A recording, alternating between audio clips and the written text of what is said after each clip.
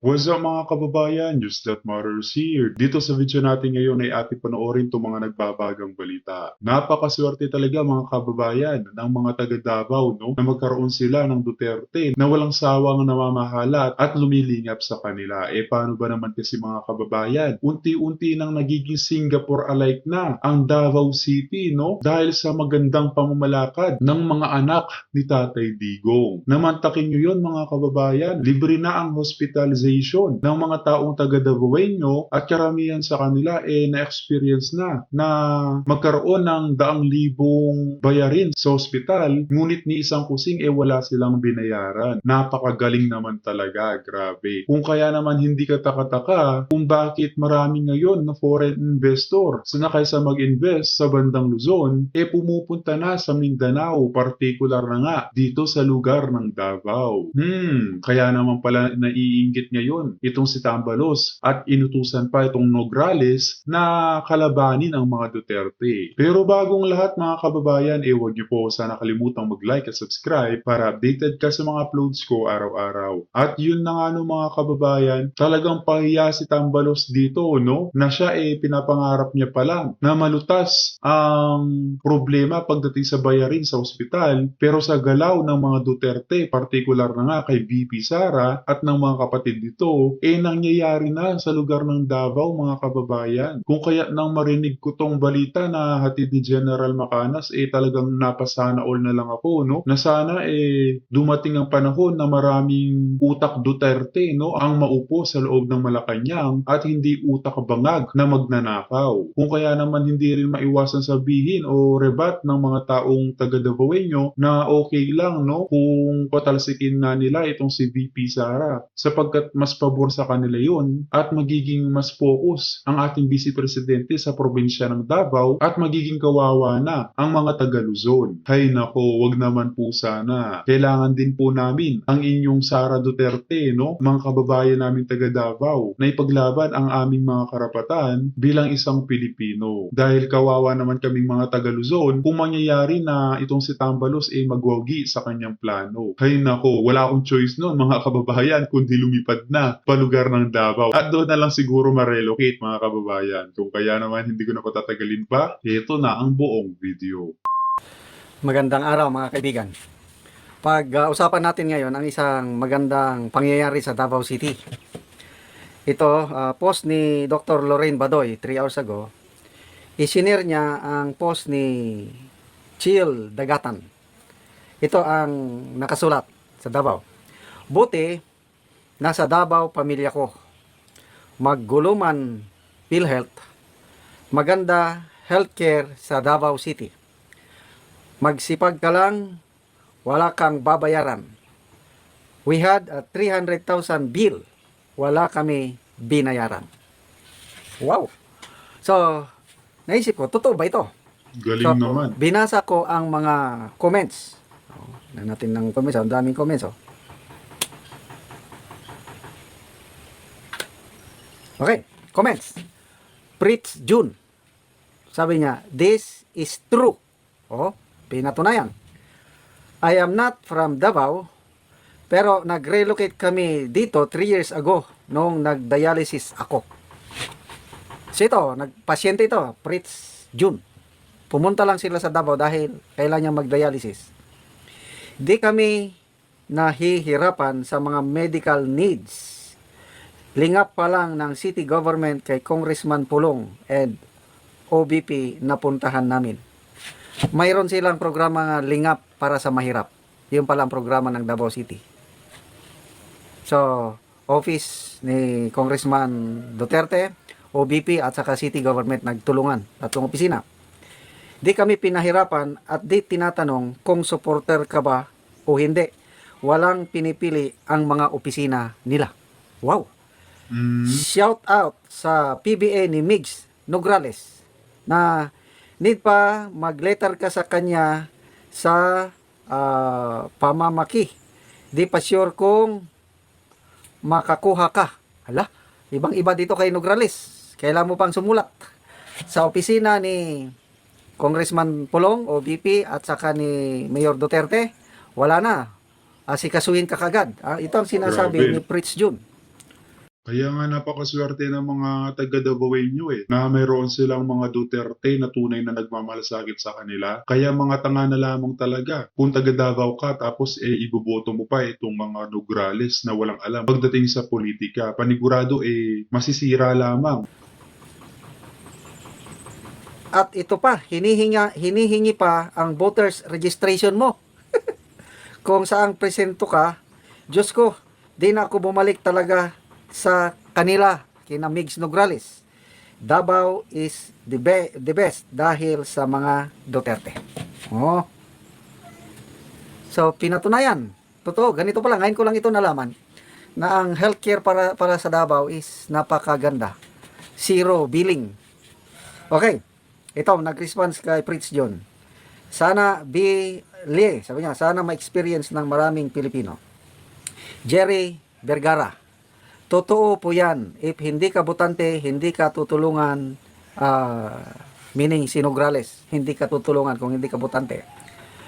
Totoo po, ganyan po dapat. Kasi si Tin Cruz, ganyan po dapat. Kasi tax money po natin yan. Pero ibang level talaga ang pagkagarapal ng mga Nograles. Na-experience ko rin po noon na hindi Duterte ang mayor. Ang gulo po talaga. Ang mga gang laging nag-aaway. Yung drug problem malala, hindi safe. Kahit kaapo-apuhan ng mga Duterte, iboboto ko as long as they maintain their integrity at yung talagang tatak Duterte na pamamalakad. Grabe. Kahit kaapo-apuhan, iboboto niya. Si Cha, sabi niya, true, totoo. Javi Garcia pod nang hatag og 25,000 worth check-up and laboratories. Pagbasa nako sa form my present number og Facebook name, wala na ko midayon og avail. Si Lins Doronilla, kaya walang dahilan na iboto ang mga taong mahilig mamumulitika. Duterte is the best talaga. Tama. Chris Vito, taga Visayas ako, pero madami akong kamag-anak dyan sa Davao, nagkalat lang sila. 1993 na karating ako dyan sa Davao, may kapatid din ako. Marami ang mga Ilocano nakatira sa Davao. Oh, si Miriam Gracia, taga Davao ito. Masikip na po sa Davao, wag na kayong dumagdag pa dito. Tapos tumawa siya. Ibig sabihin, Wala talagang ang Davao ang pinaka-safe at wealthiest city sa buong Pinas, no? Na kahit ako siguro mga kababayan, kung may chance na ma-relocate, baka pipiliin ko ang Davao City na kung saan ang namamahala talaga ang mga Duterte. Mantakin nyo yun mga kababayan, napakalayo ng kanilang healthcare na mayroon ng mga taga-Davaoenyo kaysa sa ating mga taga-Luzon. Kaya hindi katakataka na maraming mga foreign investor, no, ang pumupunta sa lugar ng mga Duterte o Davao nga sapagkat kitang-kita nila na lalong lumalago, progresibo ang lugar na kanilang kinasasakupan. Na ngayon ang mga foreign investor takot nang mag-invest pa, no, dito sa lugar ng Luzon dahil nga sa una puro na nga korupsyon, pangalawa dumarami pa ang mga krimen at karahasan sa lugar natin. totoo pala na libre ang pagpa-ospital sa Davao. Meron mo yan? 300,000 walang binayaran. Kumpara doon sa PhilHealth, yung binanggit ni Ted Filon sa kanyang programa sa Think About It. Si Nanay Elsa, sakit sa puso na operahan sa Philippine Heart Center. 700,000 pesos more ang bill niya. Alam niyo magkano ang itinulong ng PhilHealth? 27,000 lang.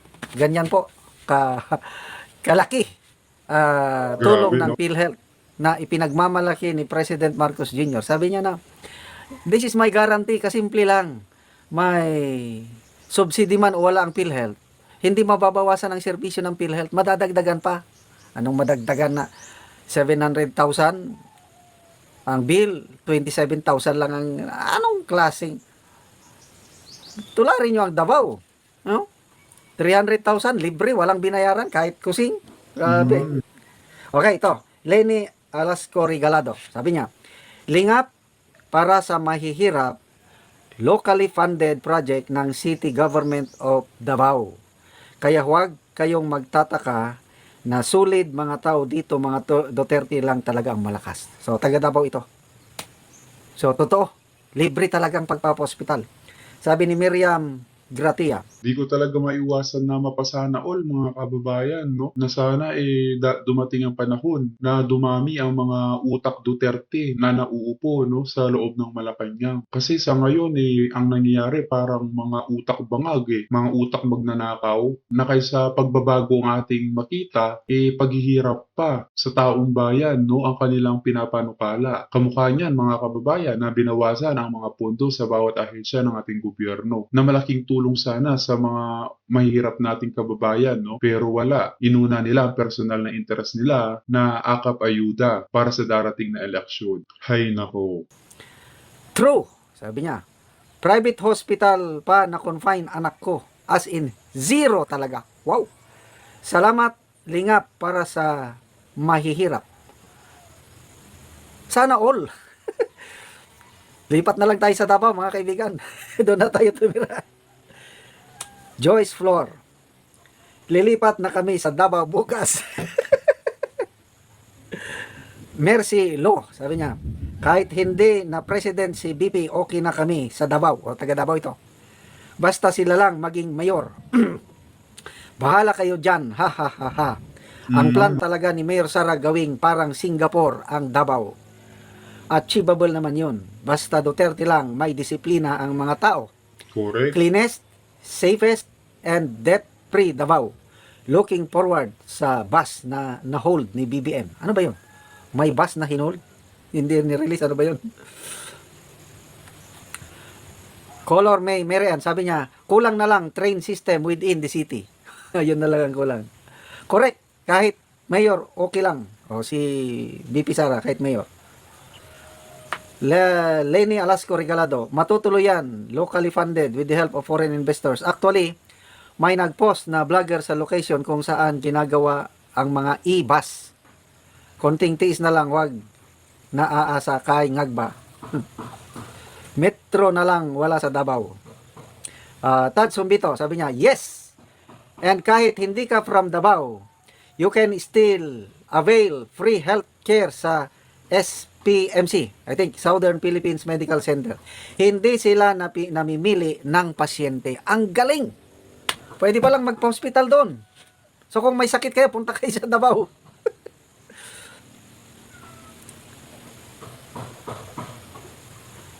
No side A, sabi niya, no wonder that Davao is frequently visited by investors all over the world, not only tourists. Correct. So, palakpakan natin ang City Government of Davao.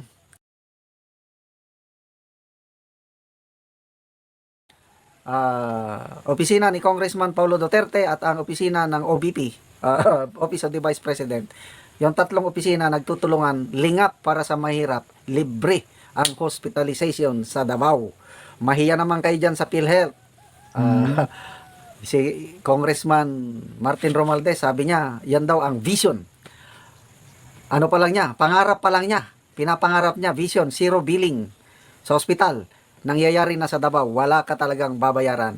Wow naman. At dito sa video na to mga kababayan ni ating panoorin, no? Itong panibagong update sa mga tuwadkom. Grabe talaga mga kababayan, no? Dahil sa natanggap nilang allowance, ayan mga kababayan, nakabili-bili na naman ng mga luxury brands na kotse at mga mamahaling gamit ang mga pulpul na tuwadkom na ngayon pinagmamalaki pa sa kanilang mga social media account. Partikular na nga, yung peking pastor na si Abante. Ay nako, kawawa naman itong mga nauuto na miyembro niya, no? Na hindi niya alam, ninanakaw na ang pera ng mga kasamahan niya sa church. At the same time, nananakaw na din ang pera na dapat para sa kanyang nire-representang bayan, no? Ating sabay-sabay na panoorin to mga kababayan. Si Benny Abante. Si Thou Shall Not Steal. Yes. Oo. Hindi nga Thou Shall Not Gurgur yung in-example niya. Okay, Thou Shall Gusto Not ko nga Gurgur. i-splice yun at gamitin. Sinasabi din ng Biblia at ng simbahan na Thou Shall Not Steal. Steal. Dahil una naman nang lumutang online, Marlon, ang mga larawan ng kung gaano karangya ang pamumuhay ng isang Benny Abante na taong simbahan, Marlon, bishop to sa isang Baptist church. Hindi mo yata. maiwasan itanong, no? Saan galing yung perang pinambili mo dyan? Yes. Yung pera ba sa simbahan mo? O, O ay. pera na sa kongreso? Double whammy pa yun, Oh, diba? Marlon. Kasi kung pera ng simbahan mo, again, hindi mo pera yan. Grabe, pera no? ng Kongreso yan. Hindi mo rin Again, pera yan. Hindi mo rin pera yan. So yung tanong ng taong bayan is, gaano kasiksik, liglig at nagpupumapaw ang saya at bulsa ng mga miyembro ng Quadcom? Ito ba ay nakalimita lamang sa miyembro ng Quadcom, Marlon? Parang tingin ko, pati sa mga ano nila eh. Kasi kung nagkaroon man ng unity, Marlon, ito ay sa Kongreso. Nagkaisa lahat. Nagkaisa. Wala nang nag-o-oppose. Di ba? Wala nang... Alam mo sa ano? Oh, Sa Japan, ano tawag ng sindikato ron? Mga yakyak, di ba? Mga yakyak. Oh. Tapos sa ibang mga ano, may mga tawag, mga map-map, di ba? Galing mong mag-ano ngayon. Oo, siyempre. Papagalitan mo ako. Baka mapagalitan mo. Magaling Kaya. mag-filter So, yan, ha? Pwede palang alam mo sa Kongreso, ganyan na rin. Parang pinagsanib na puwersa ng yak-yak do. Mapyak saka sindik, di ba? Bakit tayo sindik? Sindik, di ba? Oo. Sindik ng mga ganid, di ba? Hindi kasi, ito ay ano lang naman, mga theories lang naman. At tanong din naman ng mamamayan na, di ba, kada banat sa Duterte, ang sinasabi, merong kang halagang matatanggap. Merong ano, no? Equivalent May una, may acceptance fee. Oh. Tapos meron pang Performance? Hindi, Performance per bonus. appearance muna. Wow. Per appearance muna. Tapos may performance bonus pa. Oo. Oh. Di ba? Pagkatapos ng performance Klaseng bonus, pakete siguro to, no? meron pang ano yan, Ito. signing off bonus. Oo, signing off, Oo, no? di ba? Signing off kasi, ito naman din, ay teorya lang din, no? Oo. Na, at alam mo, to be honest, Panigurado yan, Sir Marlon, Miss Pam, kaya nga ang galing-galing nilang gumawa ng script eh. Ganado silang mag-cite in contempt sa harap ng kamera. Sa tingin nyo ba mga kababayan, gagawin nilang siraan ng mga Duterte na walang kapalit?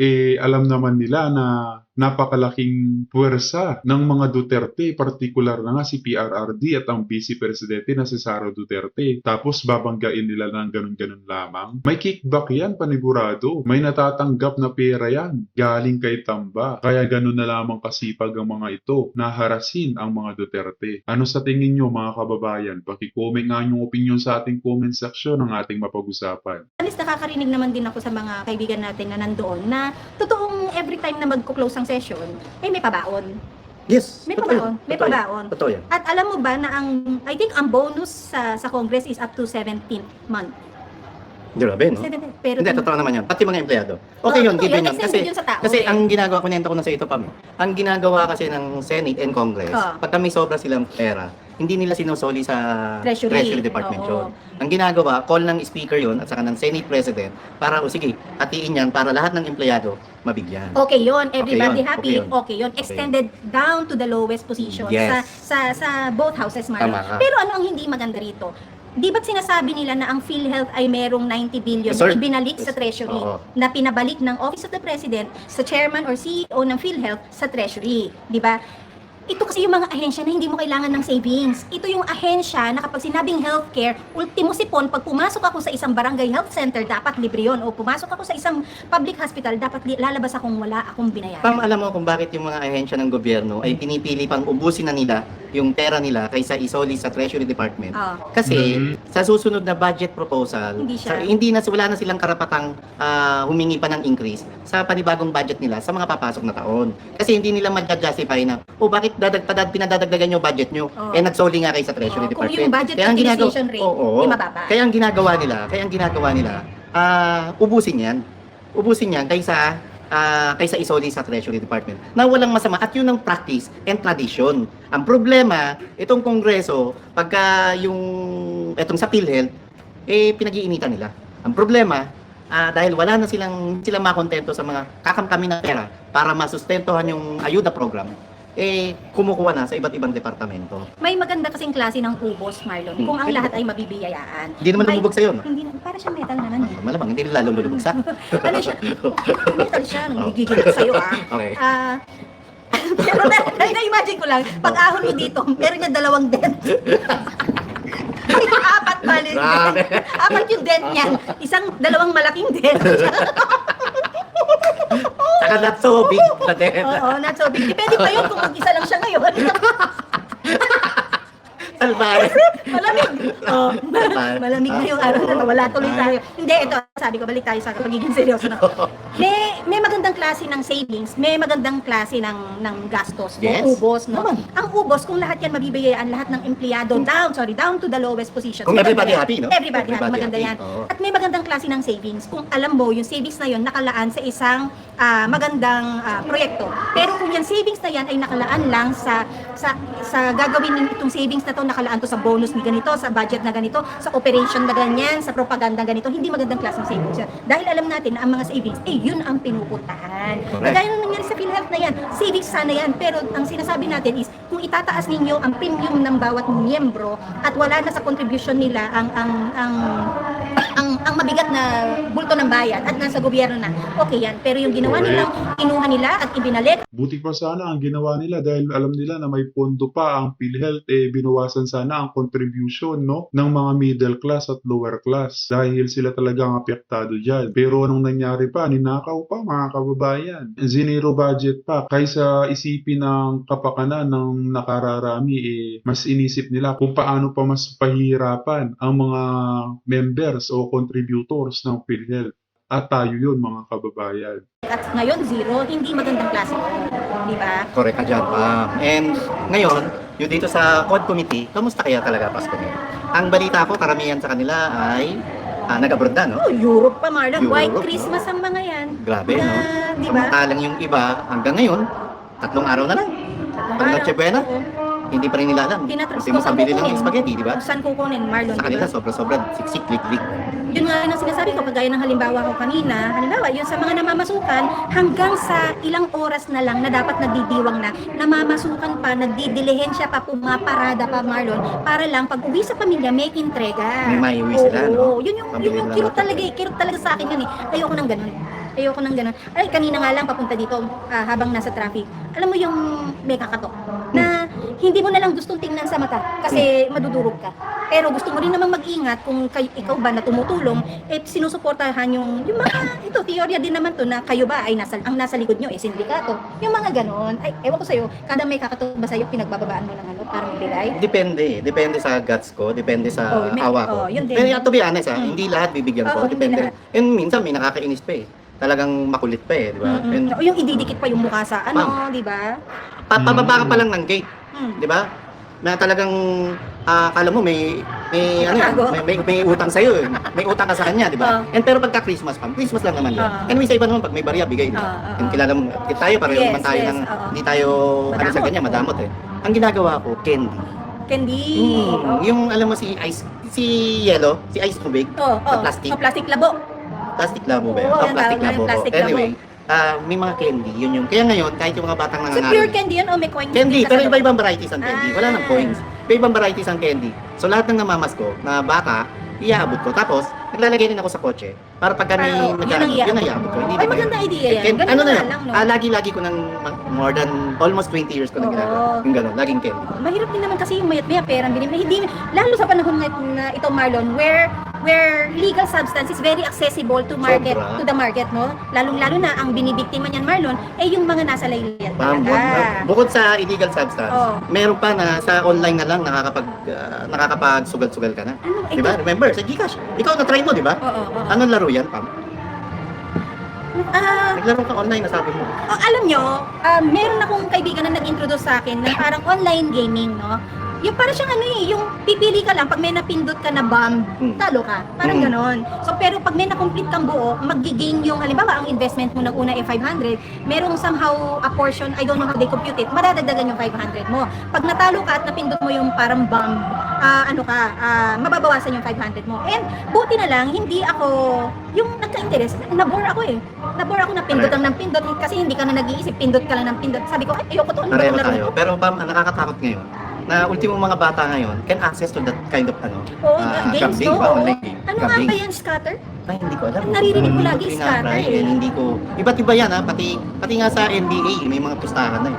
Mantakin nyo yun. Naging legal na ang online pasugalan sa bangag na administrasyon. PBA, NBA. O. Dati nung panahon natin, ending lang, di ba? Ano, Yung- weteng, ending, high, alay?